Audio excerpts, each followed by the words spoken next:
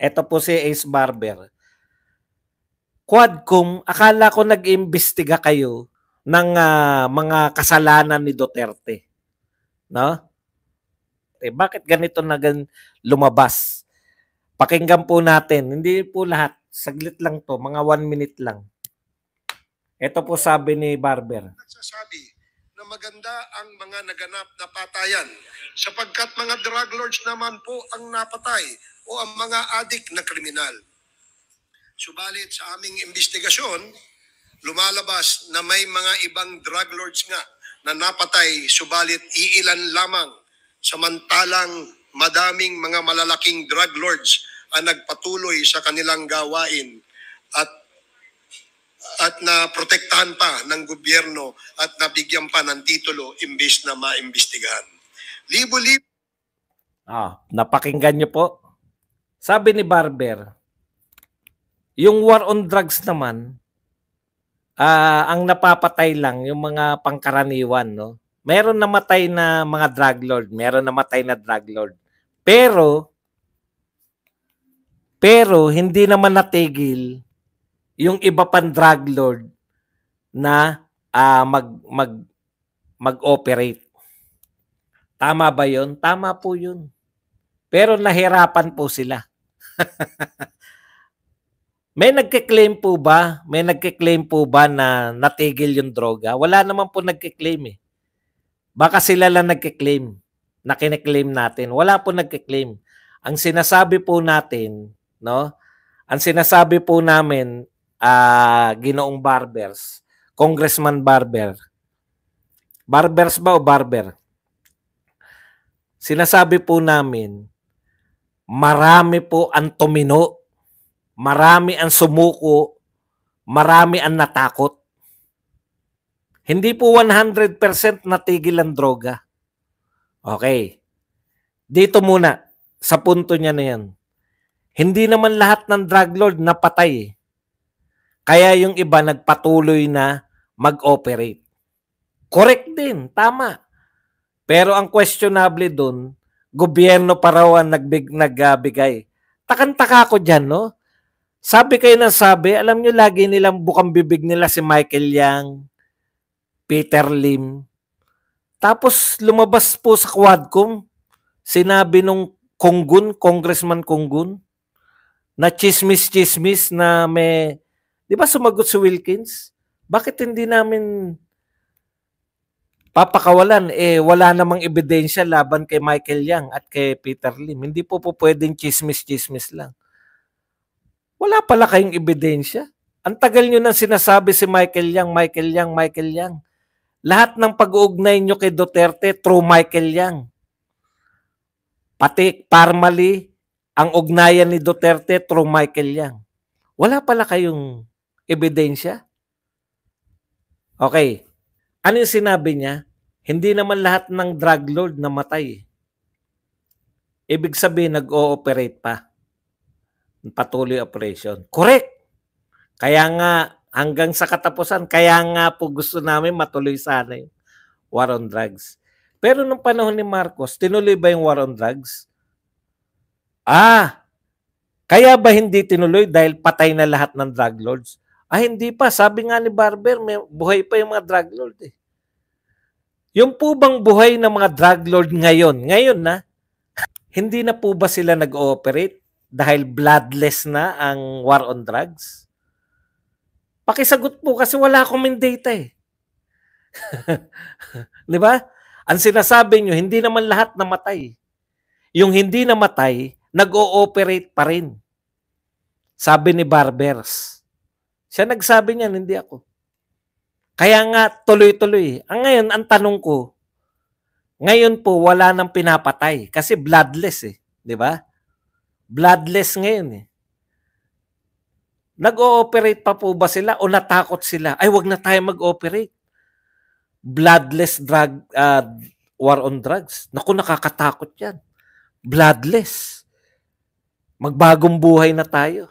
Nagbagong buhay po ba sa tingin ninyo yung mga drug lord? Mula po sa sinasabi mo, Congressman Barbers, na yung nakaligtas sa war on drugs, nag-ooperate pa rin. Ngayon ba hindi na sila nag-ooperate? Di ba? Bigyan linaw nyo kami kasi pinuputol nyo hanggang kay Duterte lang. Gusto nyo mag-imbestiga ng droga. Imbestigahan nyo po. Yung anak na 10 taong gulang, harap-harapan, binibenta. Yung sinasabi po natin na parang nakakatawa na binibentang parang candy. Ngayon po, ayan no, yung bata, parang candy lang na nagbebenta. Yan po malamang ang epekto ng bloodless. Okay. Balikan po natin, marami pong mga binigay na datos. Sabi ko nga, wala akong researcher, no? Mahirapan po yung kulang ang resources. Sila po marami researcher. Nag-research po sila. Pero susuriin po natin yun ng totoong suri, no? Kasi pinalalabas nila nung war on drugs ni Pangulong Duterte, hindi naman talaga hindi naman talaga yan nakapigil ng crime, di ba? Oh, may mga rito, may mga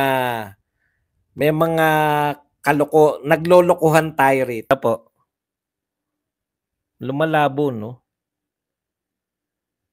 Paano kaya natin 'to mapapalinaw? Comparison po 'to eh. Malabo talaga. Lalakihan natin. 'Yun. Ayan. Okay. So kino-compare nila, ito panlilin lang tong datos na 'to eh. Kino-compare nila yung Duterte na war on drugs. Yan daw po yung bilang ng krimen. So dahil 2 taon pa lang si Marcos, 2 taon pa lang yung comparison. Yung unang 2 taon ni Duterte at unang 2 taon ni Marcos. Okay. So yung war on drugs daw ni Duterte, ang krimen daw nun, 217,830. Panahon daw ni Marcos, 83,059. Kaya ang conclusion nila, 'di ba? Mas maganda pala yung hindi nagwa-war on drugs. Mas maraming krimen ang nalulutas. Tindi, no? Sabi po, 217,000 yung krimen nung first 2 years ni Tatay Digong. Tapos, first 2 years ni Marcos, 83,000 lang. Di mas magaling yung wala pang patayang gano. Galing, no? Okay. Hindi pa po tapos yan. Meron pa po yan eh. Ito naman po.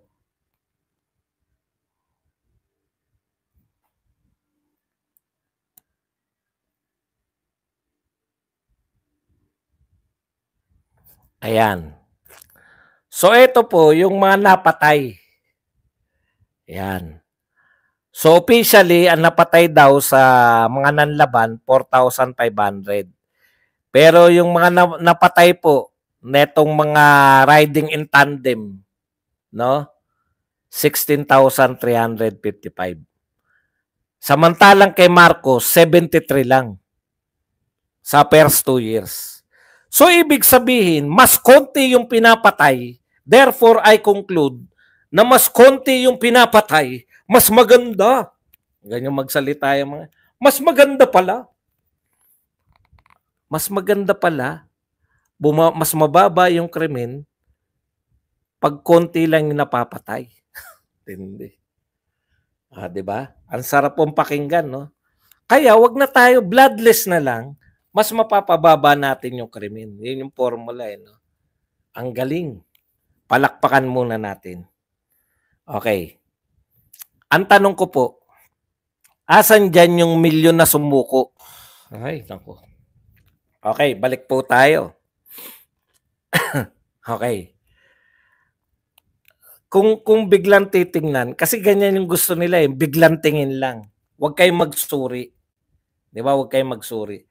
Ang tanong ko, ilan po yung sumukong adik ngayon at ilan yung sumukong adik nung panahon ni Pangulong Duterte?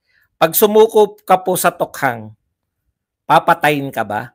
Hindi po. Kasi Ang pagkakaalam ko po, 1.4 million sa, hindi ko alam kung 1.4 million sa, hindi ko alam kung yun na yung kabuuan, no? Yun ang pinakamalaki na data. Ang hirap kasi, ano lang sa Google lang ako eh. Pero kung may researcher ako, sana i-research din nila lang ako eh. Pero kung may researcher ako, sana i-research din nila para sa atin. 1.4 million ang sumuko na addict. So etong mga to, nung sumuko sa kanila, marami dyan nagbagong buhay. Diba? 1.4 million. Nakukuha nyo po. Ngayon, ilan na sumusuko dito? Wala po. Dahil wala namang tukhang ngayon eh. Ano susuko nila? Saan sila susuko? So wala po. Ibig sabihin, nung panahon po ni Pangulong Marcos, ay ni Pangulong Duterte, bukod po sa mga namatay, dito muna tayo sa mga namatay. Kung susuriin nyo po, yung inaamin dyan na legit, individuals died during police anti-drug operation, 4,540. Yan yung mga sinasabi ng laban. Ang dami pala nung mga riding in tandem. Ang dami pala yung wag tularan. Pusher ako, wag tularan, addict ako. Ang dami pala nun. No? Saka isa-isa na totoong testigo dun sa Senate hearing, si Cristina Gonzales. Ano po ang kwento niya? Diyan sa mga biktima na hindi nanlaban. Hindi nanlaban yung asawa niya, di ba? Hindi police operation napatay, di ba? Saan po napatay yung asawa niya? Pinatay. Kasama siya rito sa 16,355. Sa kwento po ni Cristina, sino po ang pumatay? Police rin po ba? O, yung mga escalawags, yung mga kasama. So, yung 16,000 na yan, kung susuriin nyo po yan, hindi naman nila sinabi na ito ay mga taong hindi involved sa droga. Ayan, no? Sa kanila na to, PNP na po to. Drug personalities were killed by riding in tandem assailants and other still unknown individuals.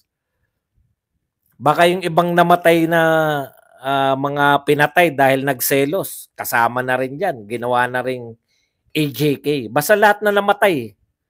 Sa madaling salita, marami po dyan, ayon sa testigo nila, testigo po nila, hindi natin ayon sa testigo nila, marami sa mga pinatay ng mga naglinis ng mga sindikato. Sindikato rin ang pumatay, hindi po yung si Duterte. Pero expected na ni Duterte yun, na maglilinis sila. Kumbaga, yun yung sinasabi ni Duterte na mga kriminal yung aking mga, di ba? Meron siyang pinahiwatig na ganun, mga kriminal yung aking Davao Death Squad. Okay.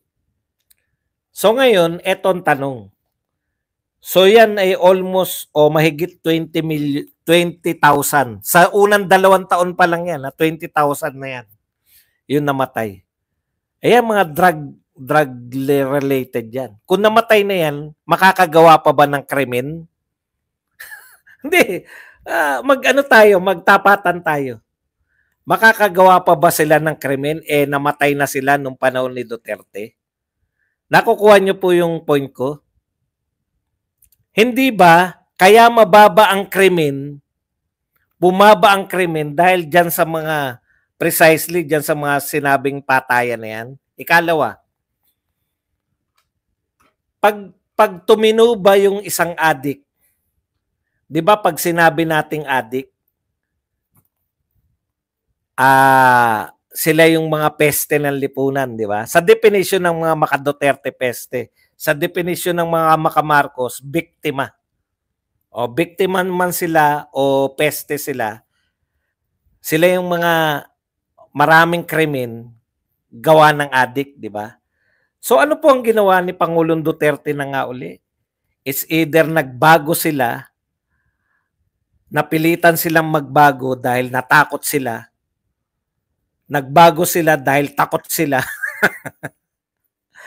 nagbago sila dahil, yun na nga, no? Ano man ang dahilan ng kanila, nagkusa man sila o nagbago sila dahil sa takot, still nagbago sila. 1.4 million more or less yun na pagbago. So 1.4 million yung possible na hindi gumawa ng krimen. Nakuha nyo? Kaya itong 1.4 tsaka yung mga namatay, posibleng hindi na sila gumawa ng krimen. Kaya itong mga to, yan yung minana ni President Marcos. Tanong, balikan nyo po yung petsa. Bakit po lagi ang tinitignan nila 2016 to 2018 lang? Palusot lang po yung first 2 years. Galing po tayo sa milyon-milyon na krimen eh. Panahon ni Pinoy, milyonan po ang usapan ng krimen. So ibig sabihin, naglinis sa panahon ni Duterte at may malaking ugnayan lahat ng pag-aaral. Miski nga si Abalos, sinasabi ni Abalos eh. Sa bawat 10 krimen, 7 ngayon 7 ngayon ay dahil sa droga. Ngayon. Ibig sabihin po, sabi ni Toyo, bumalik na yung droga. Ay, noon pa yan. Gumagano.